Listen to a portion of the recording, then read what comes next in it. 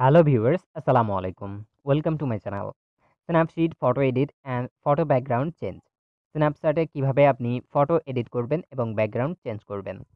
প্রথমে আপনি অ্যাপ্লিকেশনটি ওপেন করার পর প্লাস আইকনে ক্লিক করে আপনি ফটো সিলেক্ট করে নেবেন। ফটো সিলেক্ট করার পর এখান থেকে পেন আইকনে ক্লিক করবেন। পেন আইকনে ক্লিক করার পর এই অপশন থেকে আপনি স্ক্রল করে দেখতে পাবেন ডাবল এক্সপোজার, এখানে ক্লিক করবেন। তারপর প্লাস চিহ্নতে ক্লিক করে আবারও আপনি আপনার ব্যাকগ্রাউন্ডের যে ফটোটি দিবেন সেটি সিলেক্ট করে নেবেন। তারপর এখান থেকে আপনি ট্রান্সপারেন্ট আপনার যতটুকু প্রয়োজন দিয়ে নেবেন।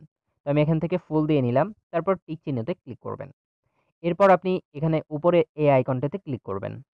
এই আইকনে ক্লিক করার পর দেখতে পাবেন ভিউ এডিটস। এখান থেকে ভিউ এডিটসে ক্লিক করবেন।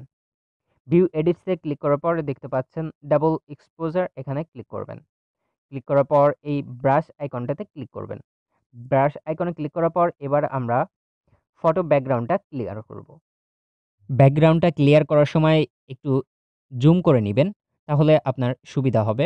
এখান থেকে ডাবল এক্সপোজার আপনি 100% করে নেবেন। 100% করার পর আপনি ব্যাকগ্রাউন্ডটা ক্লিয়ার করবেন।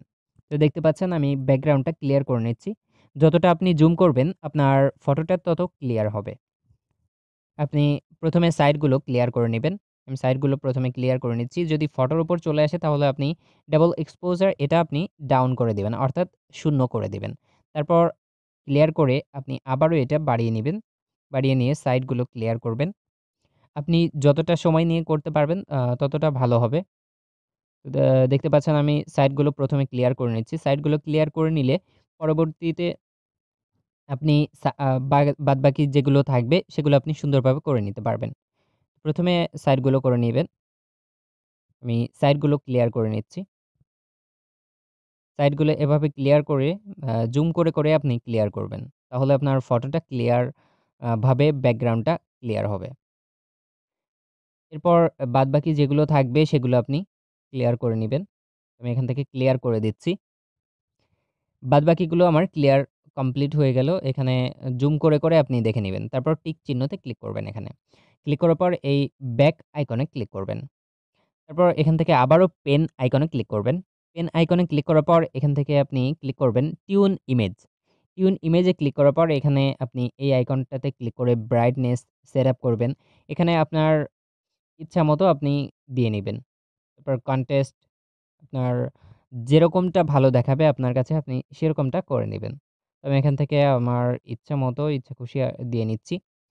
আপনি আপনার ইচ্ছা মতো এখানে সেট করতে পারবেন। প্রত্যেকটা আপনি একটু এডিট করে প্লাস করবেন, মাইনাস করবেন। তাহলে আপনার ফটোটা আপনার কাছে কেমন দেখাচ্ছে সেটা সেটা আপনি বুঝতে পারবেন এবং সেই অনুযায়ী আপনি এডিটটা করে নিতে পারবেন।